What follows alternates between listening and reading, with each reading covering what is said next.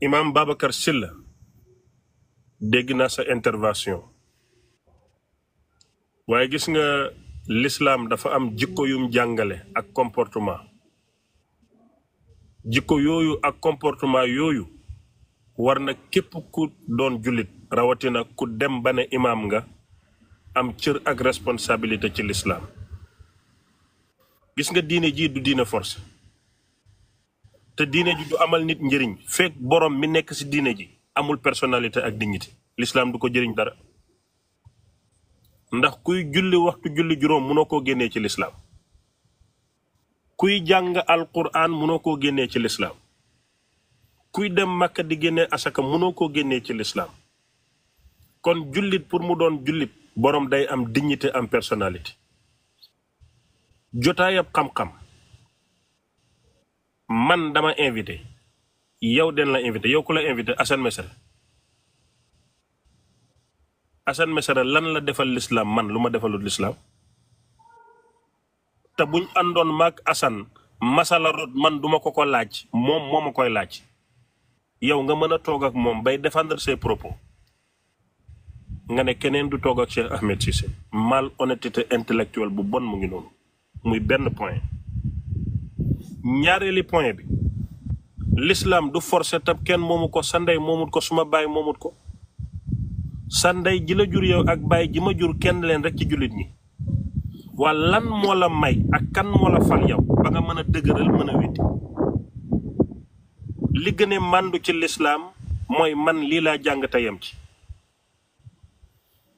fii nga topp ma man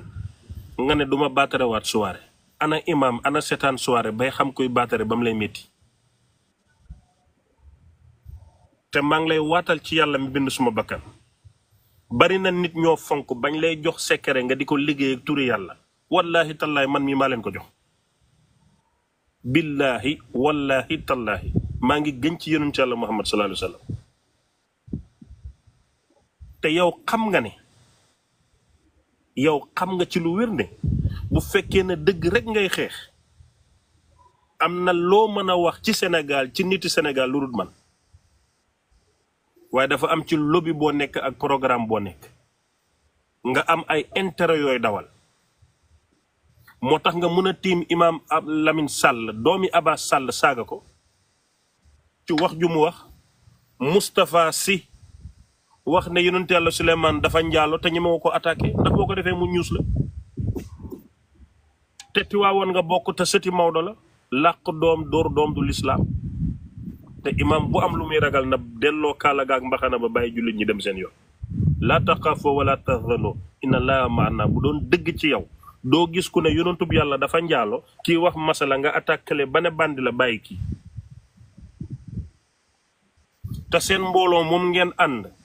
ci am seeni programme tuddee koy jégg ak ministre ak jegamaar kenn ci yéen du juum sa morom toog ci télé bi xas la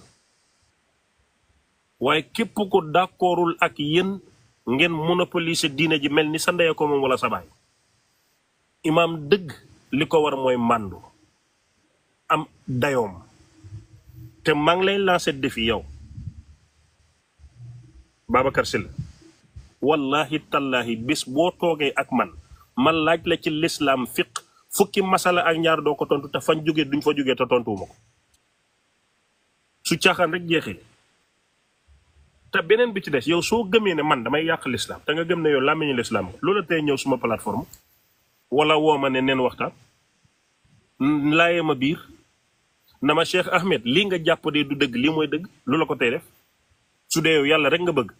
nga gis jaam boo xam ne su taalee lay fam 100,000 personnes seetaan ko mu nga bon di def lu bon di togg ku bon ñuy wax lu bon te yow nga baax waa doo ñëw na ma yow mi bon lii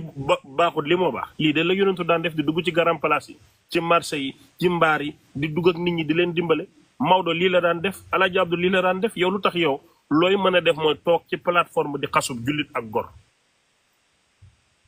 su fekkee ne yaa ngi sant yàlla ci sa jikko ji la yàlla bindee ak melokaan bi la yàlla bindee kon man Cheikh Ahmed maa ngi jéggalu ci wax ji ma la koy wax su dee yow yaa ngi sant yàlla ci ni nga mel nii sa jikko ji yaa ngi ciy sant yàlla kon man maa ngi jéggalu parce que man maa la toon imaam day am pudeur wax ci mbooloo en tant que imam dafa ànd ak responsabilité. benn jikko seetlu naa ko ci Mbàkke Sakho te Seydina Issa Laye daf ko seetlu mu ne ma Mbàkke Sakho nit ku am bon foi la du saaga kenn du xas kenn danaan lii la yàlla wax yem ci looloy màndu.